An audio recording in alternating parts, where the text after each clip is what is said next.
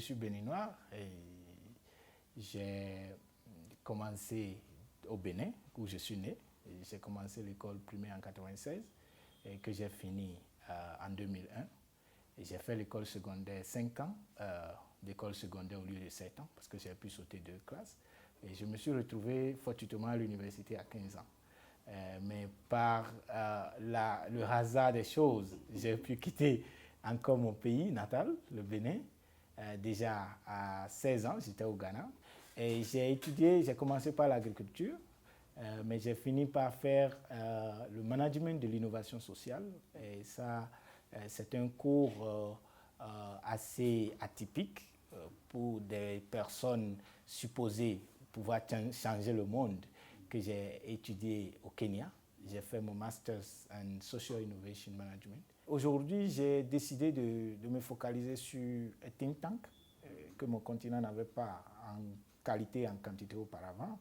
Et les think tanks, c'est des centres de recherche qui étudient des problèmes et qui trouvent des solutions en amont à ces problèmes-là.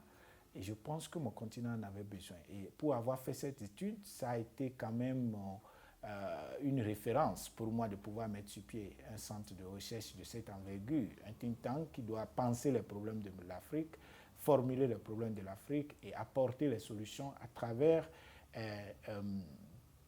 une forme d'advocacy qu'il faut faire auprès des plus jeunes, parce que ce n'est que eux qui restent encore notre espoir aujourd'hui. Aïna Think Tank, d'abord, va comme Think Tank.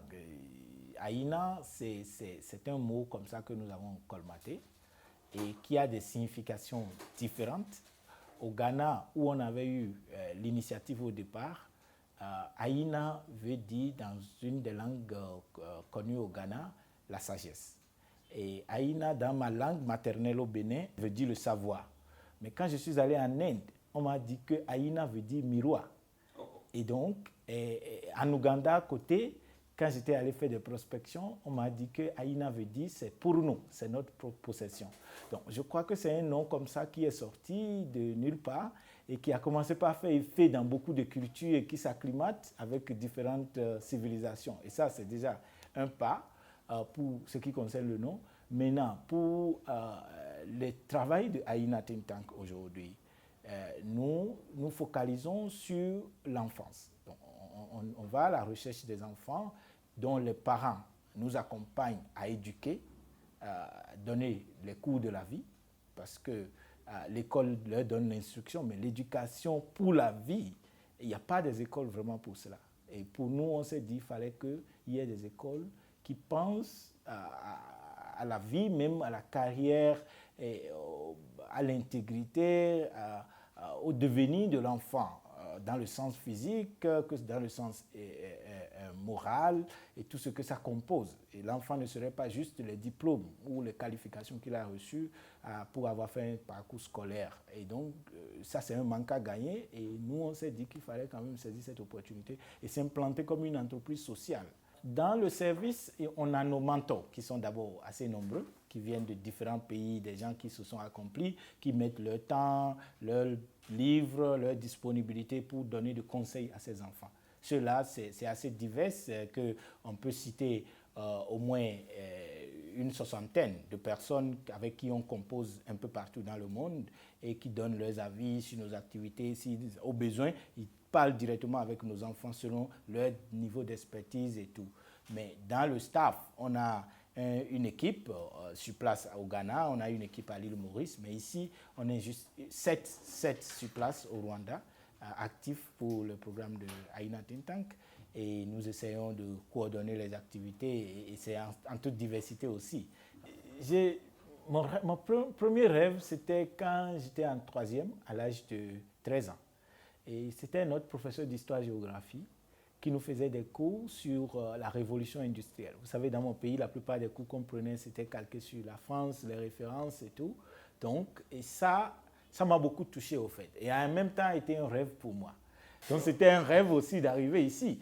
Et vous ne pouvez pas croire, même en 2012, par là, ça me plaisait d'aller acheter des livres comme ça. et des personnalités africaines comme Angélique Kidjo, président Kagame ici, les Kofi Annan et tout cela. Je fais des listes et j'écris dans des livres. Je vais sur l'Internet chercher leur site web, trouver l'adresse postale et je postais ces livres. Que ces gens aient reçu les livres ou pas, je ne sais pas. Mais ce qui est sûr, j'écrivais un message personnalisé dedans et puis je dis vraiment, vous m'inspirez à travers votre personne. Je crois que notre génération peut prendre référence sur vous. Et je faisais ces sacrifices. Et finalement, j'ai compris que c'était des sacrifices qu'il fallait faire et qui ouvrent aussi des voies parce que tout n'est pas programmable dans la vie. C'est pourquoi on dit tout ce qui compte n'est pas comptable et tout ce qui est comptable n'est pas généralement ce qui compte. Le Rwanda, c'est dans mon cœur et je veux bien qu'on fasse l'essentiel avec les jeunes. Et comme de nature, je ne suis pas quelqu'un des nombres, je suis quelqu'un beaucoup plus de qualité. Mon rêve, c'est que même si c'est 1 ou 2, 3 Rwandais qu'on peut former, jeunes Rwandais qu'on peut former, et qui peuvent être des lumières, et qui peuvent être peut-être, moi j'ai dit j'ai voyagé 40 pays en Afrique, peut-être qu'eux ils voyageront 10 fois, 20 fois cela, non seulement en Afrique, et que ceux-là puissent quand même nous représenter et qu'on en soit fiers. Je pense que c'est ça mon objectif aujourd'hui, chercher de la qualité des références. Parce que les mouvements de masse, généralement, ont donné leurs limites. Donc, pour moi, j'ai mon plan. Je me dis, je suis ouvert en même temps qu'on puisse se baser sur la qualité et faire vraiment des choses, que ça ne soit pas à Inatintank d'Amiens qui soit la raison, mais que la cause soit le plus important et que des individus s'impliquent, des structures s'impliquent, des organisations s'impliquent et qu'on arrive quand même à un résultat qui pourra étonner le monde.